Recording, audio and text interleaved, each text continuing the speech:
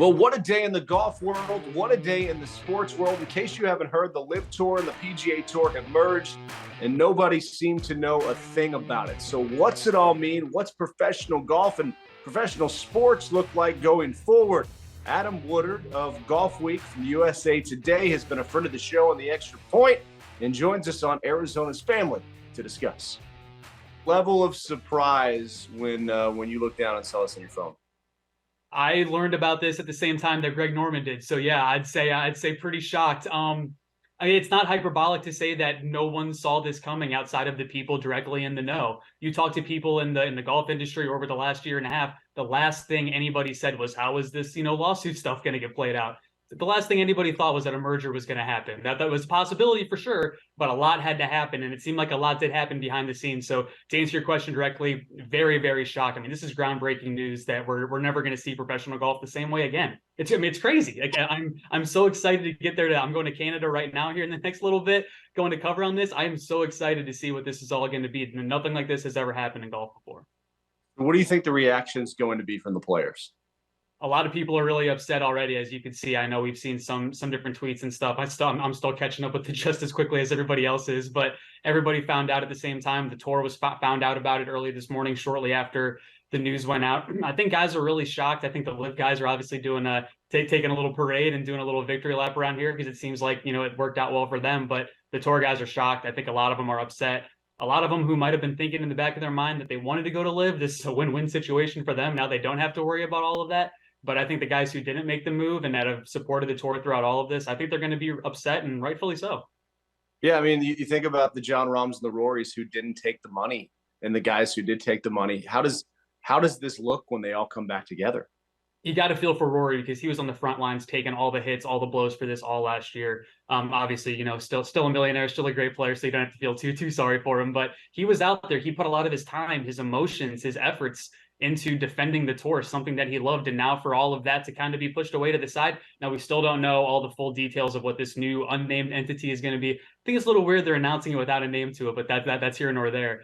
Who knows what other golf puns we can get out of what that's going to be. But I think for Rory and John, you got to feel like, they have to feel a little bit stabbed in the back. They stood up for the tour. They did all of this. And then for some of the stuff that, Commissioner Monahan has said about, the PIF and the Saudis and stuff in the past, for all of that's going to come back out. All of that's going to get brought back around. And you got to feel for the guys that supported the tour who now, unfortunately, are kind of left sitting there thinking like, well, what the heck is this? What are we doing here? Like, what does this future look like? We fought for what we thought golf was supposed to be, and now it's going to be this whole brand new thing. And I'm just as shocked as they probably are. And you look, the State Department's working with the Saudi government right now about to open a new embassy, and you look at the soccer contracts and some of the numbers there of, the Messis of the world going over and playing soccer over there. So it just sports in general, as you kind of digest this, I feel like this is one of the bigger days for sports, not just for golf. Would you agree with that statement? Absolutely. Yeah. I mean, it seems like the PIF it's expanding everywhere. It started with business and now it's moving into sports. Saudi Arabia's had this, the Vision 2030 plan for they want to be able to invest more and be able to profit off of sport. We've seen it in European soccer and in, I guess, Asian soccer now, because a lot of big name stars like Cristiano Ronaldo, a new guy, Karim Benzema, won the, Ballon d'Or as the world's best player last year. He's going to Saudi Arabia now. They're making an investment in sport, and we've seen that throughout. And who knows what's next and what other league they're going to come for next. They went for golf because they knew that it could be a worldwide sport and that there was a market there.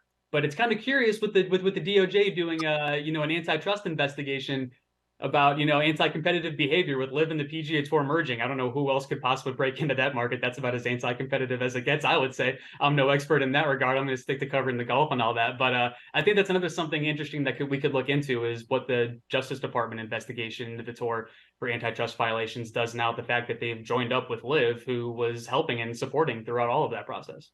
And then, do you think there's a place for Phil Mickelson in this new tour? Do you think there's a place for Greg Norman?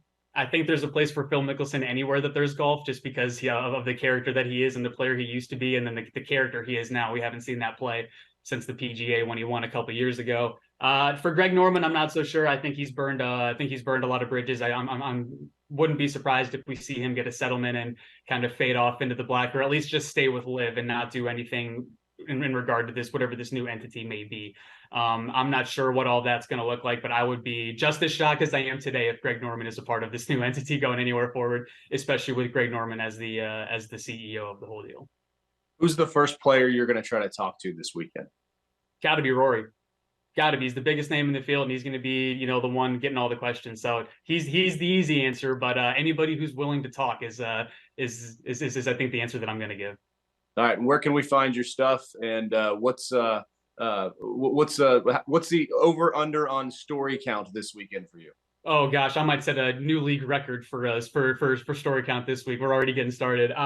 You can find me at Adam Woodard on Twitter, golfweek.usatoday.com, all over the place there on the socials and all that. But yeah, we will be boots on the ground covering this, for the foreseeable future. We've been on the LIV beat since the jump. We knew what an impact this was going to have on professional golf.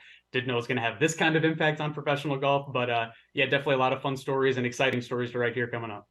Hey, what a day. And we appreciate you making time for us today on what is no doubt a busy and day we'll remember for a long time in the sports world.